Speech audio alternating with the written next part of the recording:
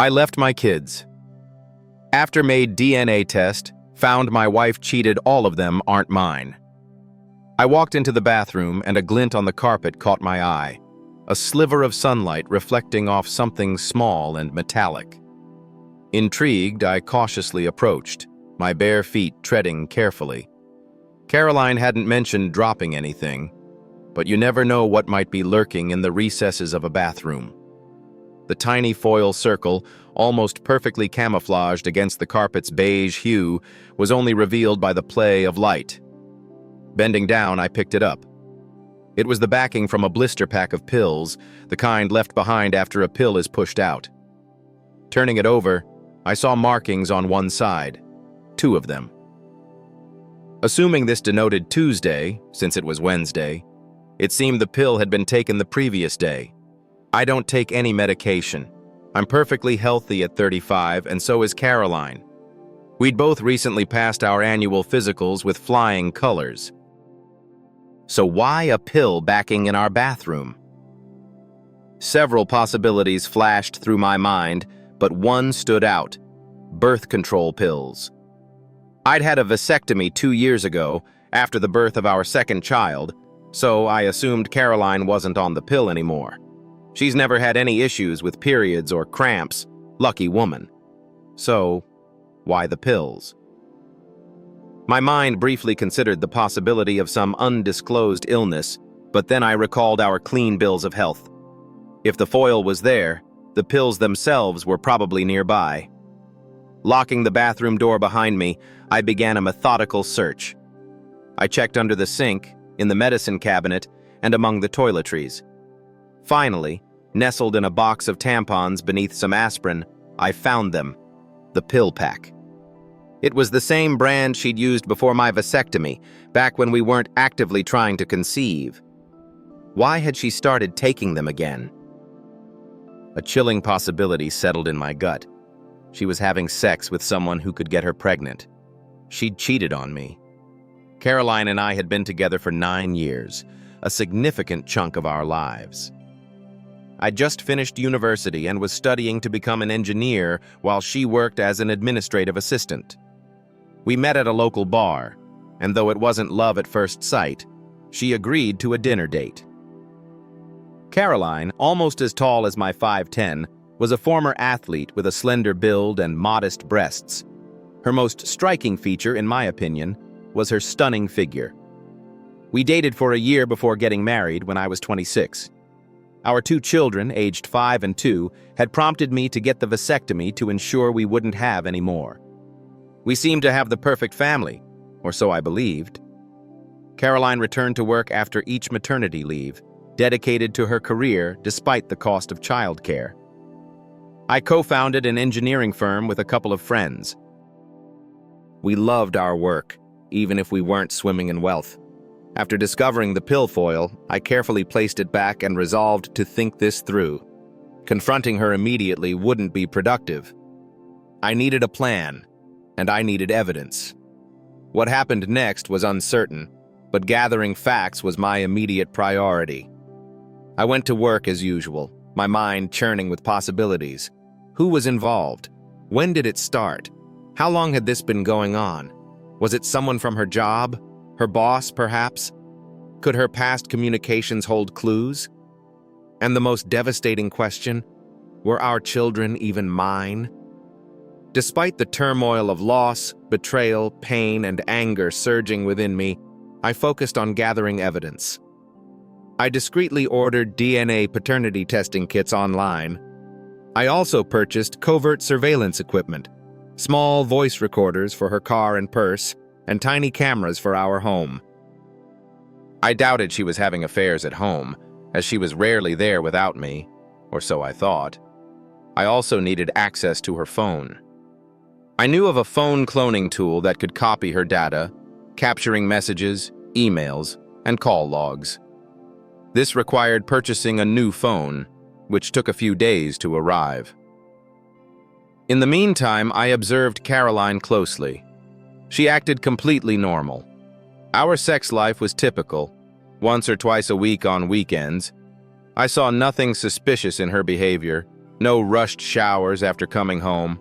Either she wasn't cheating, or she was incredibly good at it, perhaps so practiced that it had become routine. The packages arrived Friday morning at my office to avoid raising any eyebrows.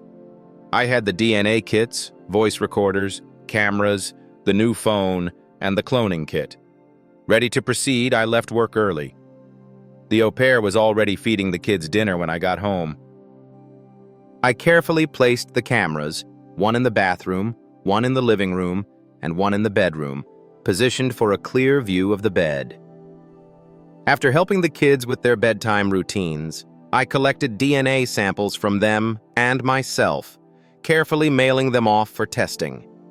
Caroline arrived home on schedule, and we went through our usual evening routine, exchanging updates on our days without truly listening to each other. After dinner, she showered, giving me the opportunity to install the voice recorders in her car and purse and to clone her phone. I checked the cloned phone for any incriminating messages or emails, but found nothing. Either she was incredibly cautious or she hadn't cheated at all. I couldn't decide. The weekend passed normally, with our usual morning intimacy before the kids woke up. We spent the entire weekend together without incident, making it highly probable that she'd taken the pills, as evidenced by the missing days on the blister pack. On Monday, I told Caroline I'd be working from home. She left for the office, giving me a chance to retrieve the data from the cameras and review the footage. The bathroom footage confirmed she'd taken the pills. The bedroom camera, however, revealed a surprise. On Saturday night, while I was cooking dinner, she'd showered in our bedroom and was texting someone on a second phone that wasn't in her purse. She'd hidden it in the ventilation duct. Despite checking, it wasn't there, indicating she took it with her when she left. I needed access to that phone, the first real piece of solid evidence of her suspicious behavior. Reviewing the morning footage, I saw her retrieve the phone from the vent and put it in her bag before leaving for work. That evening, after she returned home and showered, the phone was gone from her bag. Knowing she likely hid it again in the vent, I quietly retrieved it from Sonia's room, cloned it, and carefully returned it to its hiding place.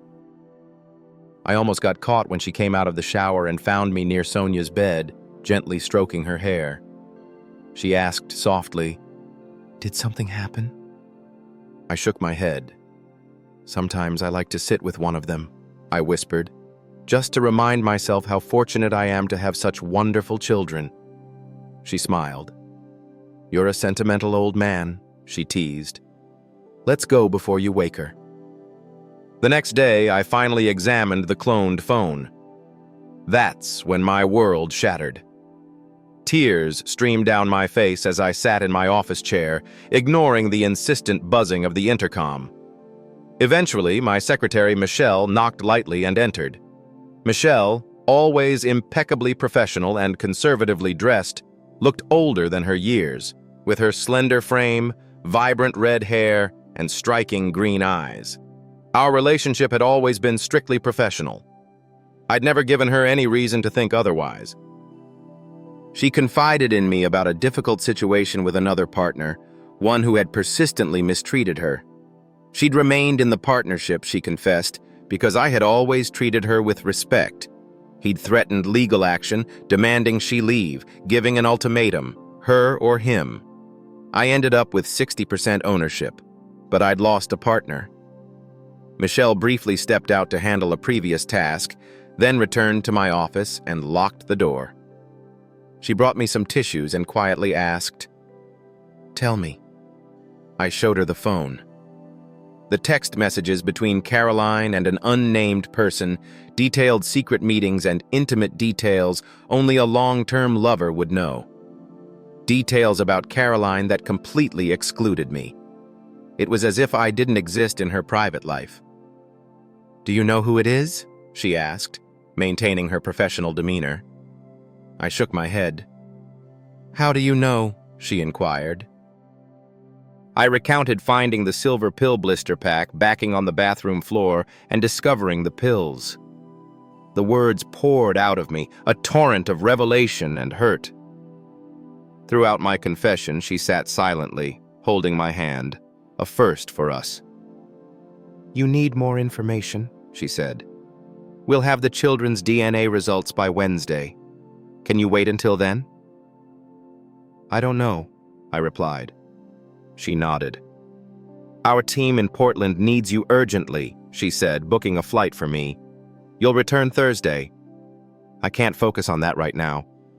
You tell Caroline, she said, taking my phone to send a message. Caroline quickly responded, confirming she understood and that she loved me. After handing back my phone, she pulled out her own. Lorraine, she said into it. Michelle. Yes, thank you. When are you free? This afternoon? Great. See you then, she said briskly, taking charge as she often did at work. It was almost a relief not to have to think, to delegate decisions to someone else. When I emerged from the bathroom, she held my jacket. Where are we going? I asked. You have an appointment with my friend, she replied. I followed her. Lorraine, Michelle's best friend and a divorce lawyer, was handling Michelle's own divorce, having discovered her husband's infidelity with an employee. Michelle explained my situation to Lorraine while I watched in a daze. This wasn't supposed to be my life. Lorraine, experienced in these matters, efficiently began gathering all the details. Gary, she called out. It wasn't me. She was talking to someone else. I felt a sharp sting on my cheek as Michelle slapped me. The shock jolted me awake. I saw surprise and amusement flicker in Lorraine's eyes before she turned serious. Gary, she asked, do you have a plan? My engineer's mind instantly snapped into action at her words. Take them both down, I said. I expected a shocked reaction, but Michelle even grinned. Okay, said Lorraine. I get it. However, that's not an option legally. Let's explore some other avenues. She laid out the options without advocating for any. First, do nothing. Maintain the charade for a peaceful, if somewhat pathetic, existence. Second, an amicable divorce citing irreconcilable differences. Divide assets, pay child support, move on with life. Third, go nuclear. Sue for infidelity, contest paternity, and pursue every legal avenue for retribution. My thoughts raced. Option 1 was unacceptable. I wouldn't be a complacent, betrayed man. Option 2 didn't feel right either. I'd invested too much in this life, in this family. Option 3, I declared. Nuclear, Lorraine grinned. All right then, I'll start filling out the paperwork. I suggest you begin covertly surveilling your wife to gather more evidence. Find out who, when, and where. We definitely need more proof. Can I keep this phone? It's not doing you any good, she remarked. I nodded and handed over the phone. Michelle and I left Lorraine's office, and she took me to a small, family-run hotel, booking a room for me. Go shower and order something for the room, she instructed, taking charge. I'll return later with some items for you. I moved mechanically. My world was crumbling. Ordering room service in a hotel room felt like I was on autopilot. It was the only way to manage the crushing weight of stress. 9 years gone in a flash. What hurt most was my obliviousness. How did I miss it all? Was it her boss? The one she always returned to after each child? She claimed she valued her job and independence, but was it just an excuse to be near her lover? I eyed the minibar, momentarily tempted when Michelle entered. Don't even think about it, she warned. You need a clear head to plan. Drowning your sorrows won't help. Plan? I asked bitterly. I had a plan. A loving wife, 2 beautiful kids, and now this. I'm a betrayed man with uncertain paternity. My life's in ruins, and you want me to plan? She studied me briefly, then checked her watch. All right, she said briskly, all business. Pity party's over. Remember all those obstacles we faced starting our company? Plans fell apart then too. What does this have to do with numbers? She pressed. I don't know, I replied. A lot. There was a time when the patent office lost our application and we still beat Headingley. Another time the bank tried to foreclose on us early under pressure. All right, she interrupted. In all those times, when did you sit down and give up? It was different then. Why? She asked. What was different back then? I had something to fight for, I explained. A family depending on me. Now you have a family, she pointed out. A larger one. 141 people and their families relying on you to handle this. None of your partners can keep the company afloat like you can. If she takes half, she could sell to the highest bidder and Headingley could take everything. Is that what you want? I stared at her, realizing she was right. I couldn't let everything I'd worked for slip away. I needed to secure my family's future. Even if my relationship with Caroline was uncertain, with renewed determination, I sat with Michelle and began planning. Securing the company's future and my family's welfare became my priority. In that moment, clarity replaced confusion, and I felt resolute. Michelle noticed the change in my demeanor and nodded approvingly. That's the Gary I need right now, she said. Someone who plans for the future. We spent the evening strategizing how to secure the company's future. Initially, I considered selling my shares to partners, but Michelle vetoed that, fearing they would mismanage or dismantle it once they gained control. To maintain authority, we opted to establish an offshore trust where I would sell the company at market value and remain as CEO on a nominal salary, shielded from local jurisdiction. This move made me a paper millionaire once executed. I also planned to liquidate my 401k and tap into home equity. The house, bought solely in my name when Caroline wasn't working, required reevaluation. I compiled tasks and contacted my lawyer, Brian Spencer, who handled the company's legal affairs to arrange a meeting. The next day, after Michelle departed, I fell into a deep sleep and woke to Caroline's message asking about my sudden departure. I assured her of my return Thursday, but withheld any affection. Michelle arrived early the next morning, and after a shower, we had breakfast at a nearby diner. Despite my turmoil, I focused on practical steps forward. Michelle informed me Brian had a meeting available at 10, suggesting we visit the bank first to access my 401k and home equity before meeting him. I see the benefit of consolidating my finances, I said, but won't there still be a record of my assets? Can't the court order me to split them with her? Only if you still have them, Michelle grinned. That's where Vegas comes in. After amassing your capital, spend a week there and blow through it all before filing for divorce. That way, in court, you'll appear broke, deeply in debt. Your house could face foreclosure and your income would barely cover living expenses. Unless, of course, the children aren't yours. If they are, place your entire 401k in a trust for their college fund. Caroline won't touch it. She might even end up paying you alimony. When will you get the DNA results? I hesitated, picking up my phone. The company said they should be online today. I checked the email with a link, but set the phone down. I wasn't sure I was ready to see the results yet. Can I? Michelle asked, and I handed her the phone. She scrolled through it, studying the screen. I watched her face, hoping for a clue. She looked up. Results aren't in yet, she said. They should arrive within 12 hours, according to tracking. Let's go, she said, standing up. The bank should be open. Releasing equity from the house and cashing out my 401k went quickly. I closed all our savings accounts, including the children's college funds, transferring the money to an account in my name. The joint account with less than $10,000 remained untouched. Our lawyer raised an important point when we briefed him on our plan. You forgot one thing, he said. You have a marriage contract. I do? I was surprised. I didn't realize that was part of the partnership agreement when I started. All partners were required to sign a prenup to protect the company in case of a split, he explained. It covers only company assets, not personal ones. As an employee, it can only claim your salary and 401k. That's it.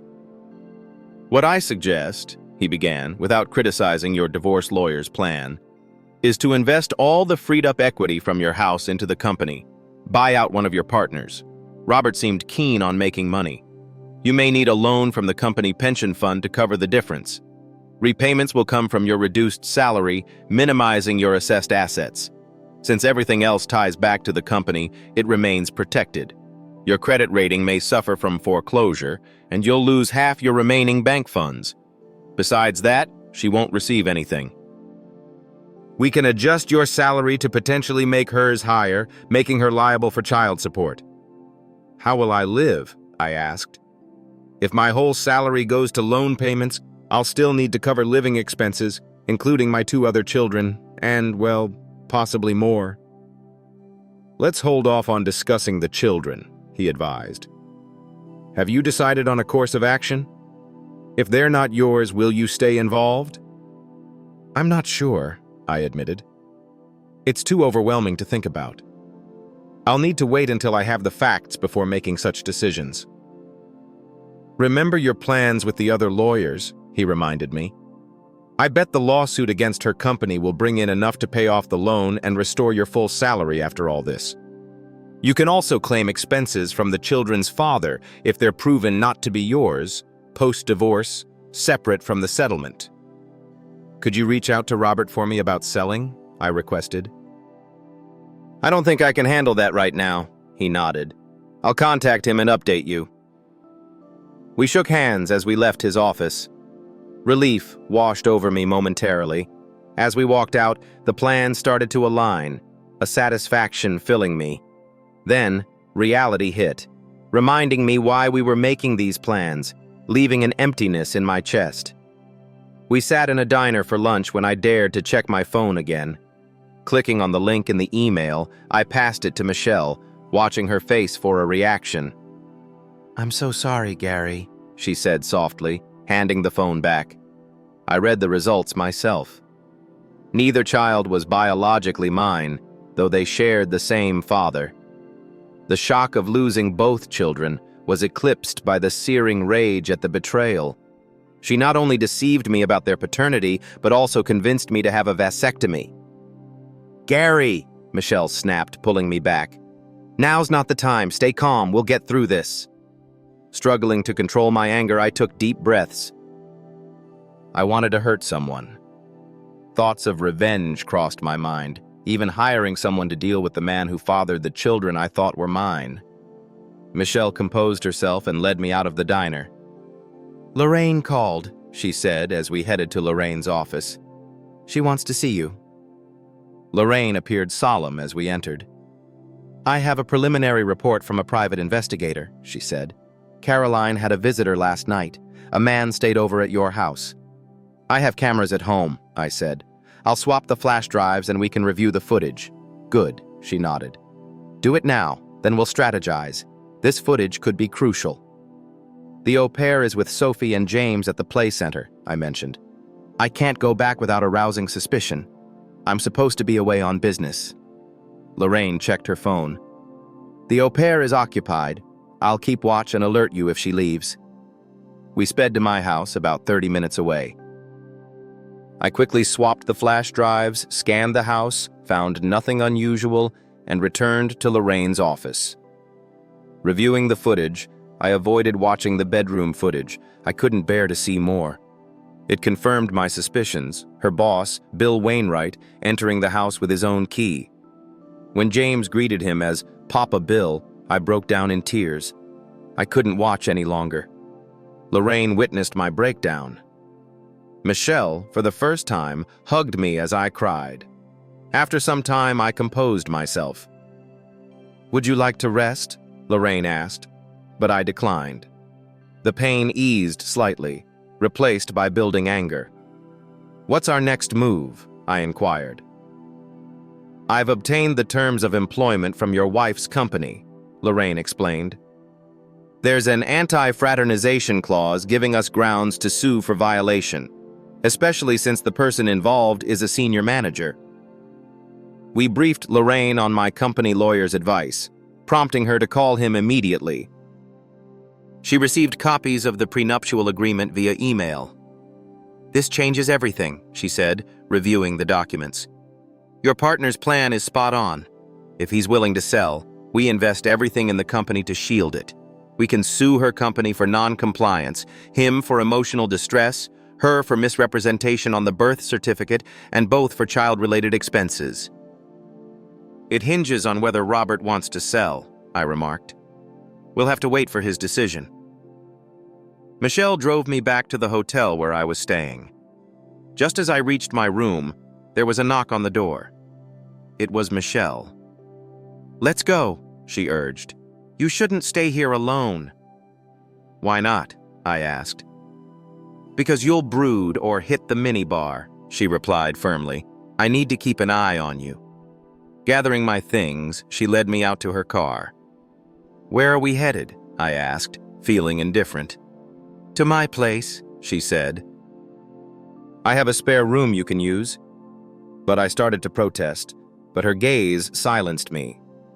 I had never been to Michelle's home, surprised to find it nearly as large as mine, though single-story. She showed me to a room with a bathroom. "Take a shower and change," she instructed. "Dinner in 30 minutes." We ate quietly, the food seemingly delicious, though I couldn't taste it. My mind raced with thoughts, emotions too turbulent to grasp. I was furious yet numb, focused only on executing my plans. I was on autopilot, driven by purpose. As I wondered what to do after dinner, the phone rang. I flinched, hoping it wasn't Caroline. It wasn't. "Hello?" I greeted languidly. "Robert," I said. "Why?" he asked simply.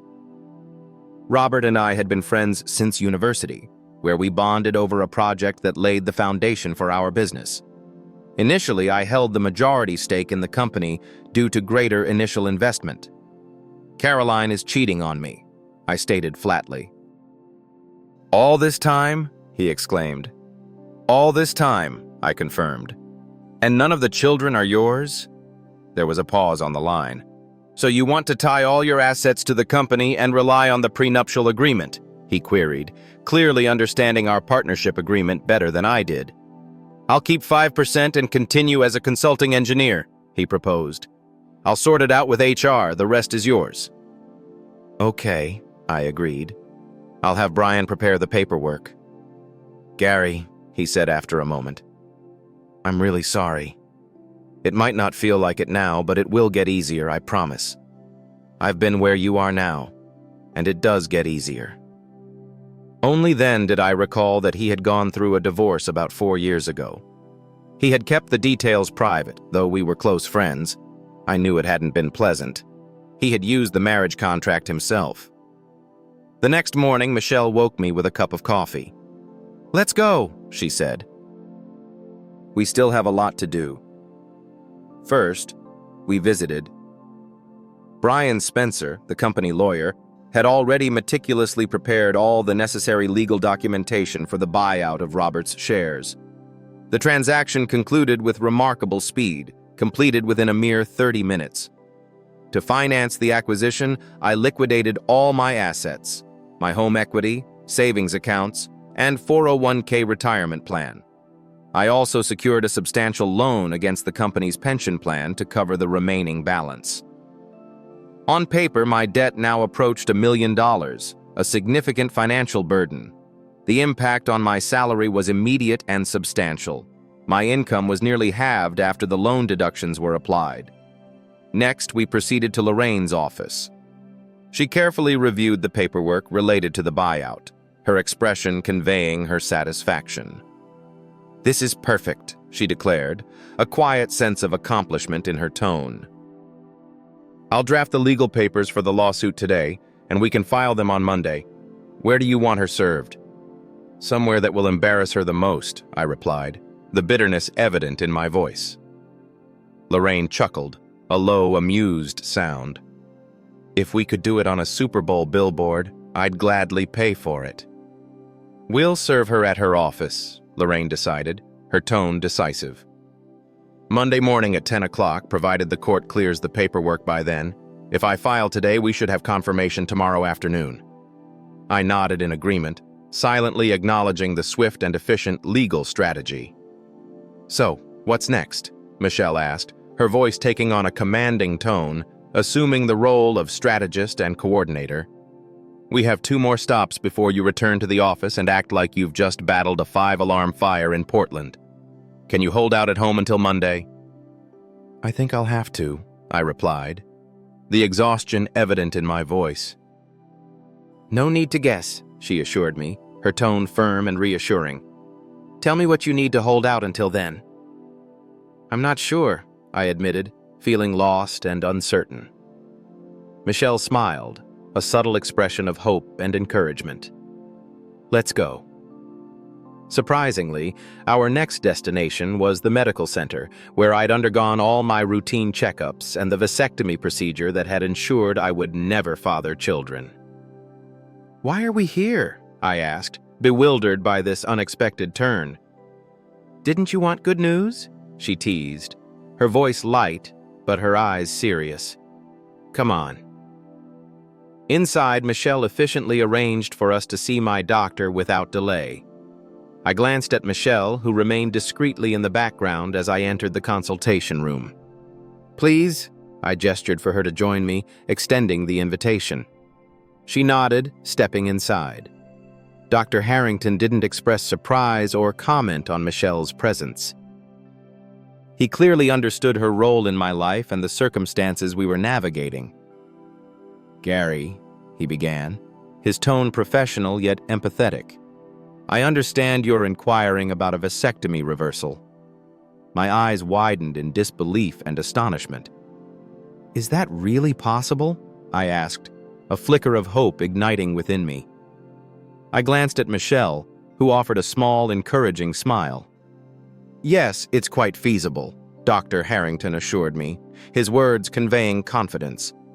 We have a success rate of around 95% for reversals performed after 3 years. It does involve a longer surgery under general anesthesia, but it's very likely you could father children again. Tears welled up in my eyes, a sudden release of pent-up emotion. The possibility of becoming a father again, of experiencing the joys of parenthood, filled me with a profound and unexpected sense of hope. I understand this is a lot to take in, Doctor. Harrington continued, handing me informational pamphlets detailing the procedure and its associated costs, clearly stating that it wasn't covered by insurance. If you decide to proceed, we can schedule some preliminary tests. Thank you, Doctor, Michelle interjected smoothly, taking the paperwork from my hand. We'll be in touch. She stood, signaling the end of the consultation. I followed her out of the clinic. Is this good news enough for you? She asked softly, a tender smile gracing her lips as she looked at me. I impulsively hugged her, overwhelmed by gratitude and relief. Thank you, I murmured into her hair, then quickly pulled back, feeling slightly awkward. I'm sorry. It's okay, Gary, she reassured me gently, her touch comforting. As we got into her car, she said, one more stop, then back to the office.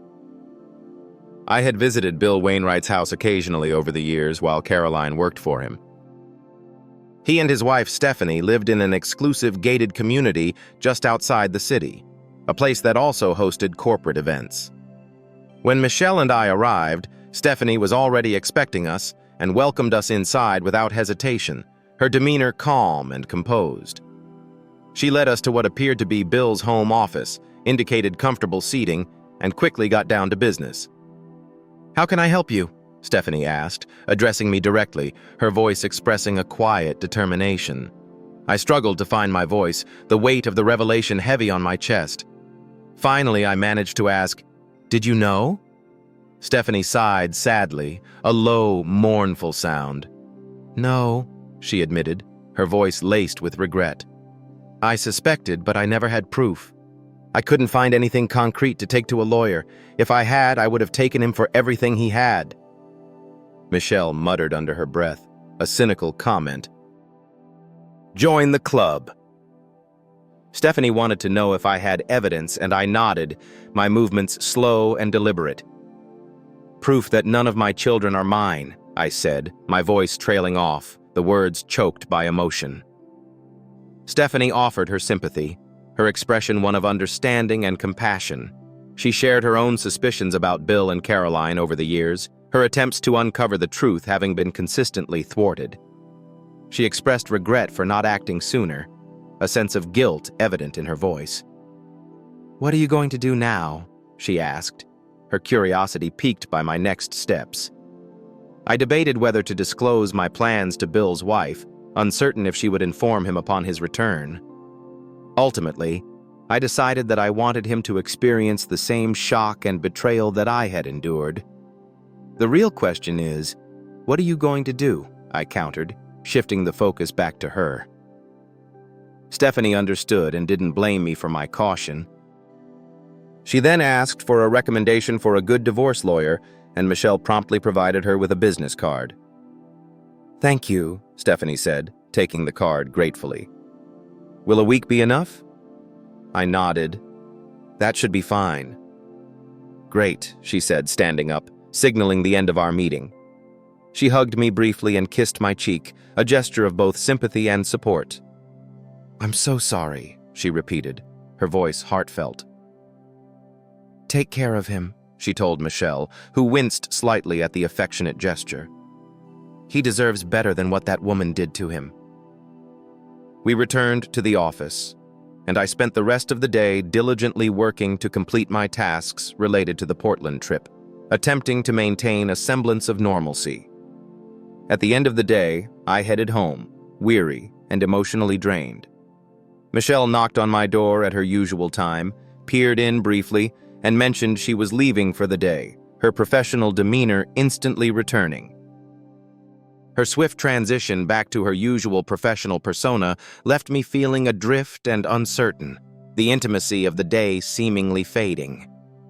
I had felt a growing connection with her, but perhaps it was only my imagination, a wishful fantasy born of shared hardship. I bid her good night, profoundly grateful for her unwavering support. I worked late into the night at the office, catching up on a significant backlog of work. Around 8 o'clock, Caroline messaged, asking when I'd be home. I estimated another hour or two, explaining the need to finalize some post-trip matters. She anticipated being asleep by then, expressing her love with a string of kisses. Once again, I couldn't bring myself to reply, my heart heavy with the weight of my discovery. I pushed through my work until nearly 11, hoping she'd be asleep when I arrived to minimize any unnecessary interaction. Home was dark upon my return, appearing deceptively normal. I checked on Sonia and James, both peacefully asleep in their beds. Emotions welled up, a torrent of sorrow and betrayal, and I hid in the bathroom to avoid Caroline seeing me cry over children who weren't mine. Deciding their fate remained unresolved, I felt a deep conflict within me. Despite having no legal obligation, my love for them persisted, a stubborn affection that refused to be extinguished. How could I abandon them so soon after they had been my pride and joy? Now they stood as painful reminders of Caroline's betrayal, innocent casualties in her web of deceit. I resolved to wait, uncertain how events might unfold, a sense of helplessness washing over me. Struggling to sleep, I awoke to find Caroline already gone. The housekeeper was tending to the children, and my thoughts immediately turned dark, a bitter resentment seizing me. Did she know they weren't mine? I seethed, imagining her complicity in Caroline's infidelity. Come Monday, I vowed to ensure repercussions for her actions as an au pair, making sure she never worked in that role again. Wait, what am I doing? Taking out my anger on someone who has little chance of a positive outcome. It's a lose-lose situation. I reasoned she might have risked her job or left if she had told me. Yet she clearly cares for our children, whom she's looked after since before Sonia was born. Maybe my anger is misplaced. I went to work. Michelle was already there, all business as usual, as if the past few days hadn't happened. "I've cleared your schedule for marketing," she said, her voice calm and efficient. I settled in, trying to make sense of the whirlwind of events. She brought our morning coffees, a first for her, a small, unexpected gesture. "Marketing?" I questioned, my voice laced with confusion.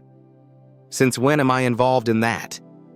She grinned, an oddly comforting sight amidst the turmoil. "We need a strategy," she explained. "The final part of Lorraine's plan?" Confused, I asked, "What plan?" "We need to go public," Michelle insisted, her tone resolute. "Tell everyone, her friends, family, church groups, everyone who knows her, about who she really is and what she's done." "I'll look terrible," I protested, the fear of public ridicule and judgment weighing heavily on me. "I'll be ridiculed as a betrayed man raising another man's children." "You need to tell your side," Michelle countered, her voice firm and persuasive. "If you don't, Caroline will, and her version will make you look worse, claiming you're abusive or unfit. People may doubt, but preemptively speaking out will undermine her defense." Michelle had compiled a comprehensive media package, meticulously gathering irrefutable evidence of Caroline's infidelity. The package included a private investigator's report, a DNA test definitively confirming I wasn't the father of my 2 children, and videos surreptitiously recorded in my own house, including one showing James greeting Bill and others from areas I hadn't seen and didn't wish to. Later that morning, I received an email from Lorraine. Stephanie had provided her with Bill's DNA sample, which she had matched against my DNA test results, confirming beyond any doubt that he was indeed the father of both children. Children, I thought, the word suddenly feeling foreign and dissonant, unable to reconcile them with my previous paternal identity.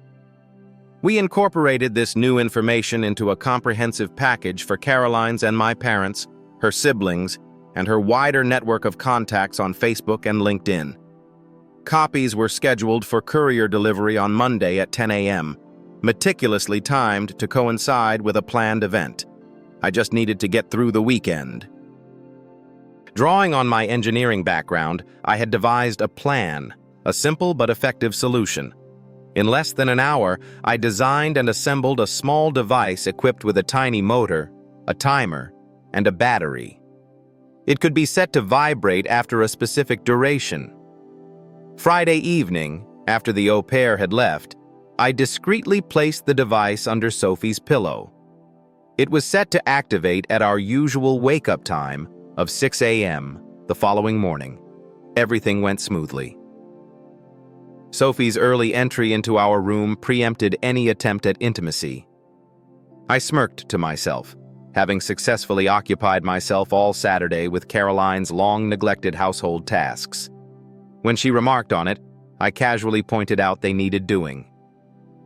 That night, when Caroline tried to initiate physical closeness, I feigned sleep after she emerged from the bathroom, effectively avoiding any unwanted encounter. On Sunday, my device's interruption of Sophie's sleep resulted in her returning to Caroline's room, a subtle manipulation that prevented any shared intimacy. Sunday was spent with the children at the zoo, a carefully orchestrated public display of family unity. Throughout the day, I struggled with conflicting emotions, looking at Caroline, the woman I loved or thought I did, and the children I had cared for as my own. I almost broke down several times, biting my cheek until it bled to maintain composure. But I made it through the weekend, my resolve hardening with each passing hour. Monday arrived and I was resolute. I informed Caroline I'd work from home, ostensibly to discuss matters with the au pair. As she left for work, I appeared absorbed in emails and barely acknowledged her farewell. After she departed, I noted the time, 8:15 a.m. The au pair knocked on my office door, proposing a trip to the play center, which I declined, opting to keep the children home, surprising her. James was disappointed but acquiesced, despite his eagerness to go. Shortly after 9 o'clock, Michelle arrived at the house, surprising me, but I welcomed her inside, a sense of relief washing over me. It was the first time I'd ever made coffee for her. At 9:30 a.m., we joined Lorraine for a crucial conference call. "Gary," Lorraine began, her voice serious, "this is your last chance to stop. I'm not saying you should. I'm just saying, if you've had a change of heart over the weekend, now's the time to speak up." "No," I replied firmly, my voice unwavering. "Then I'll see you on the other side." Lorraine confirmed everything was set, the legal machinery in motion. I monitored my email, awaiting service confirmation at precisely 10 a.m. The first email arrived promptly, followed by the second 3 minutes later, and the third 5 minutes after that, each notification a step closer to the resolution I sought. Then my phone rang. Expecting Caroline, it turned out to be my mother. "Gary!" "Hi, Mom. What's going on? Did you read the package I sent?"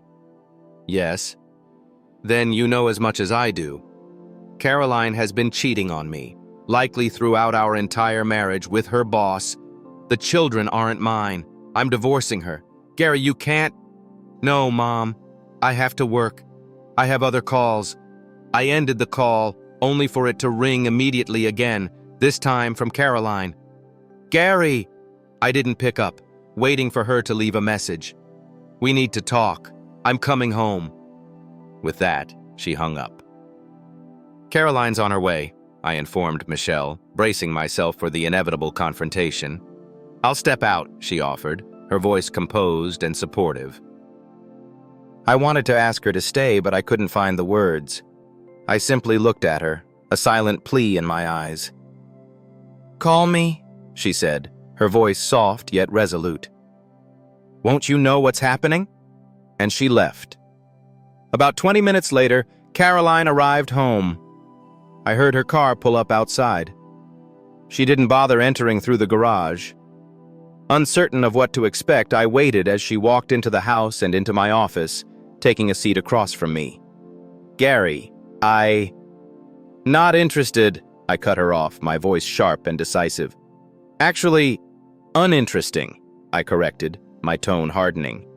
"I don't even want—" "No, I don't want to hear a single word from you," I interjected, my patience finally snapping. "You lied to me for 9 freaking years. Neither child is mine. You convinced me to get a vasectomy while you were still on birth control so you could continue with Bill." Her eyes widened at my words, the truth hitting her with the full force of its impact. "So, no, Caroline," I continued, my voice unwavering. "I don't care what you have to say. My lawyer's card is in the package you received when you were served. If you have something you think I should know, talk to her." "What about the children?" "What children?" I retorted, my voice laced with bitterness. "I don't have children, and if it were up to you, I never would have." I paused, composing myself. "I could ask why you did this to me, but I don't want to hear another lie. I'm not interested in your excuses, justifications, or reasons. I want this to end so I can salvage what's left of my life and move on." I called the au pair into the room. She could hear me through the open door. "You're fired," I stated, my voice leaving no room for argument. "Immediately. Leave now." "What? Why?" "Because you covered for her," I pointed at Caroline. "You knew she was having an affair with her boss, and I don't know if you knew the kids weren't mine, but you definitely knew what was going on. I have video evidence of you discussing the children with Bill." "Get out." "Gary, you can't fire her.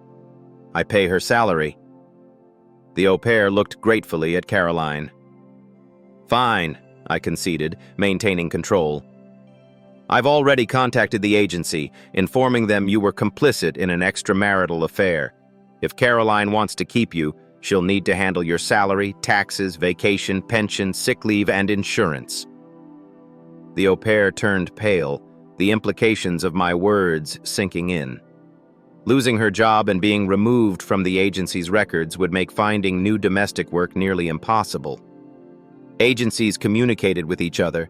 Her reputation would be irrevocably damaged. "Now get out," I told her, and she hurried away, fear etched on her face. Did you have to do that?" "You started talking again," I replied, my voice cold. "I told you I don't want to hear it. What I want is for you to gather your things, take your kids, and leave my house. This is my home too, according to the documents." "No," I interrupted, my voice firm. "It's registered solely in my name. Until the courts say otherwise, get out." My raised voice startled her. James entered the room. "Mommy," he said. Sonia fell. Caroline, with a shocked expression and tears streaming down her face, stood up and walked toward her daughter. I closed my office door and remained inside while she packed. A few minutes later, she returned holding Sonia. "Are you going to say goodbye to Sonia?" "Not like this," I said, my voice devoid of emotion. "She's not my daughter, and he's not my son. Take them to Papa Bill and let him take care of his children. They have nothing to do with me. Gary, Get out." I heard the front door close, and a few minutes later her car started. She was gone. I finally exhaled, feeling like I'd been holding my breath forever, and collapsed into my chair, the tension finally releasing. I didn't hear the door open, and I jumped when arms wrapped around me, and I buried my head in my hands, letting the tears flow. Looking up, I saw Michelle holding me, her embrace offering comfort and support. She pulled me close, and I sobbed in her embrace, the pent-up emotions finally finding release. It took some time to compose myself. I had just thrown away 9 years. My marriage, my children, my life, all gone. I didn't want to face the world anymore. Michelle took charge again, her competence and determination a welcome presence in the face of my despair. "Let's go," she said, her voice practical and reassuring.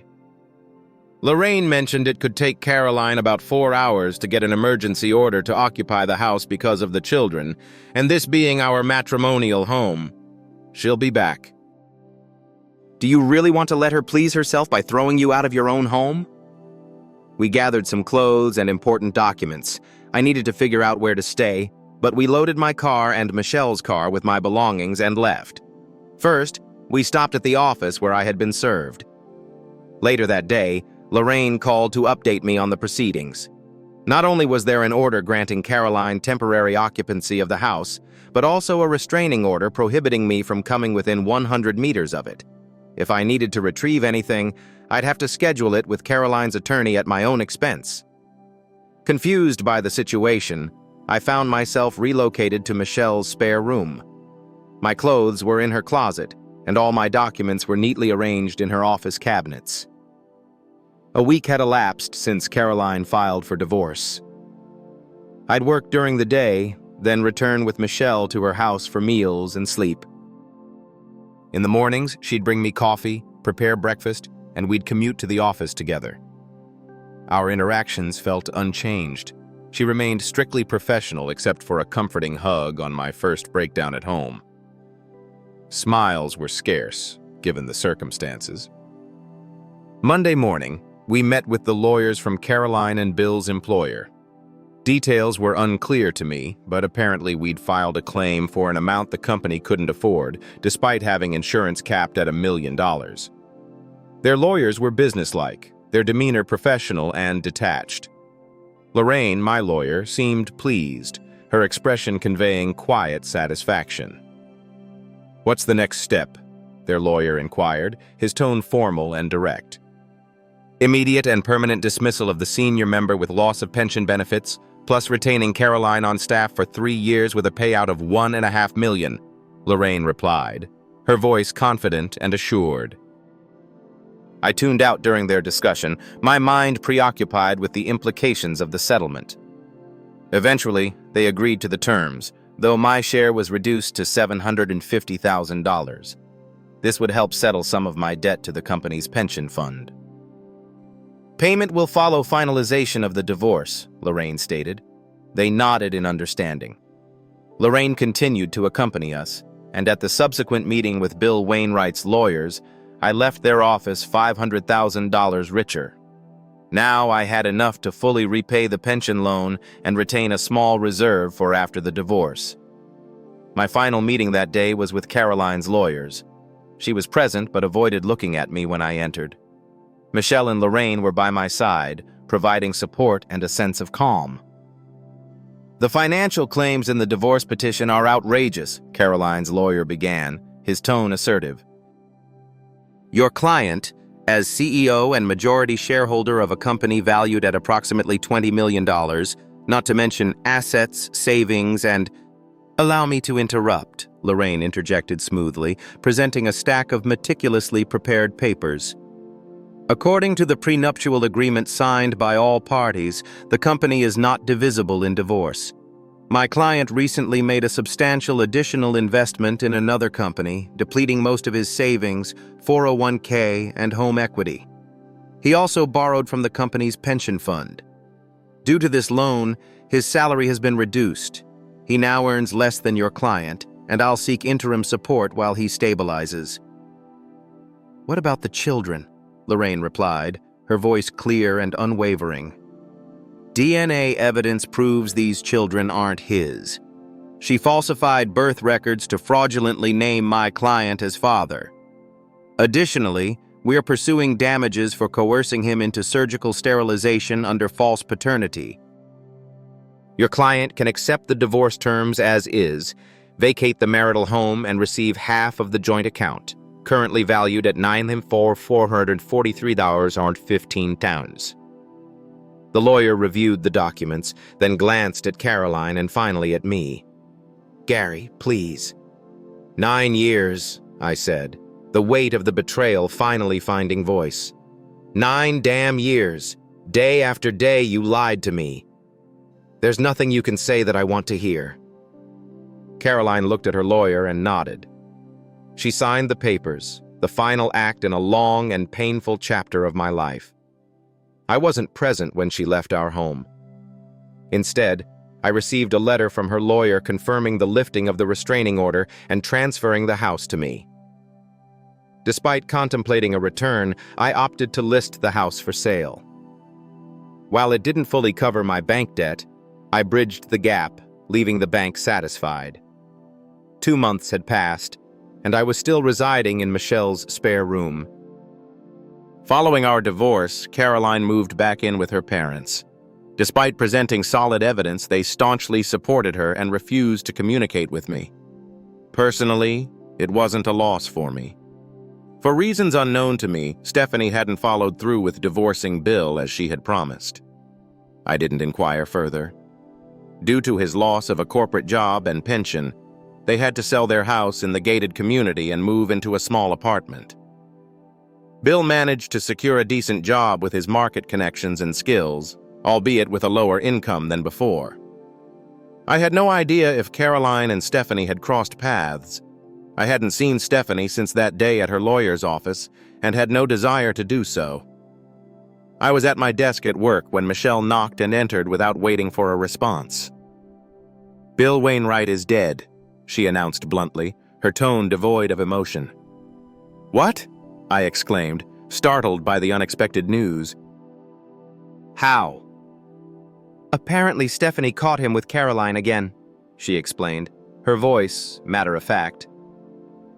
"She shot him." I leaned back in my chair, a wide grin spreading across my face. I tried to suppress it, but it persisted, a surge of unexpected and perhaps inappropriate joy. "That couldn't have happened to a nicer guy," I finally remarked, my voice laced with dark humor. Michelle chuckled, a low, amused sound. "Are you mad at me for feeling happy about this?" I asked her, a hint of uncertainty in my voice. "Not at all," Michelle replied firmly. "That idiot got what he deserved. By the way, this just arrived." She placed an official envelope on my desk. We both knew its contents. I took it and opened it. "That's it," I said quietly, a sense of profound relief washing over me. "I'm finally a free man." "Finally," Michelle echoed, her voice soft yet resonant. Unexpectedly, she leaned in and kissed me. It wasn't a brief peck. It was a full, passionate kiss that left me stunned and breathless. When she pulled back, I sat back in my chair, surprised and tense. "For 9 years," she began softly, her voice filled with unspoken emotion, "I've been by your side. You're the most honorable man I've ever known. You never once looked at me inappropriately or made advances, and I admired you for that. I've been waiting for this moment for 9 years, and now that you're free, I want to show you that not all women are deceitful. We make a great team. I know you inside out just as any wife knows her husband, and you know me too. Please give me a chance to prove that." I was speechless, a wave of realization washing over me.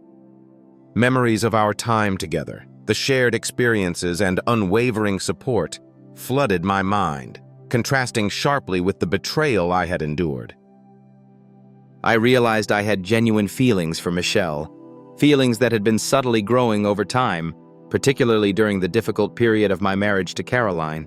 I didn't need to ponder these feelings. They were already crystal clear. "Do you have anything to say?" she asked, concern evident on her face. A rare sight. "How many?" I queried, my voice barely a whisper. Confusion flickered across her face. "How many what?"